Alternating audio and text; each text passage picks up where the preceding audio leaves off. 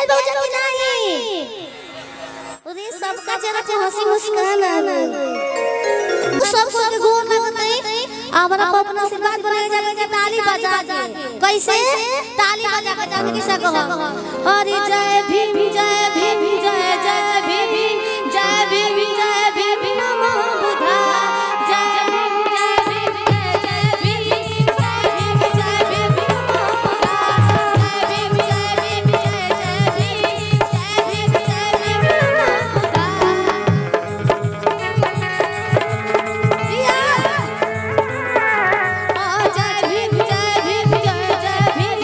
जय भीम जय भीम नमो बुद्धा जय भीम जय भीम जय जय भीम जय भीम जय भीम नमो बुद्धा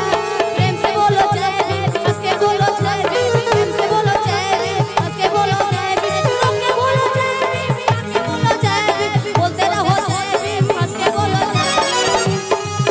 अरे जय भीम जय भीम जय भीम जय भीम जय भीम नमो बुद्धा जय भीम जय भीम जय जय भीम जय भीम जय भीम नमो बुद्धा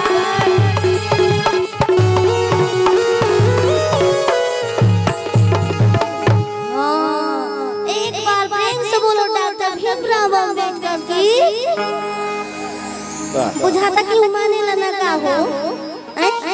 कि वो हाथ उठा के बोलते लेके जे चले के सिखौलो जे हंसे के सिखौलो जे गावे के सिखौलो जे जावे के सिखौलो ओकरा तो सम्मान ने पूजा करत एक बार प्रेम से बोलो बाबा साहेब की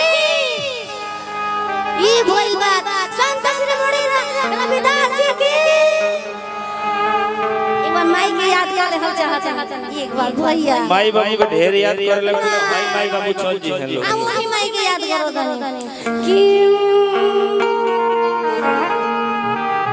अरे सरदा भवानी रखा सबा बीच पानी अरे दोनों हाथ जोड़ पड़ी पैया हो भैया अरे बुधिया के हीन बनी अरे गानवा में दीन बनी अतन को न पढ़नी पढ़ैया हो भैया बिना पढ़ाई पढ़ले हाथ ना हिलौले बड़ू बताओ पढ़ ले तू तो कितना हिलई पूरा जिला हिलावे के बाबू तो पूरा बा पूरा हिलौले बड़ू सोशल मीडिया में सोची हां सही बोलो तारा एकदम राइट तो हम अपन पर से बता दी ना सब कोई के कि आई दुआरे बनी अरे ये देवी माई अरे अपन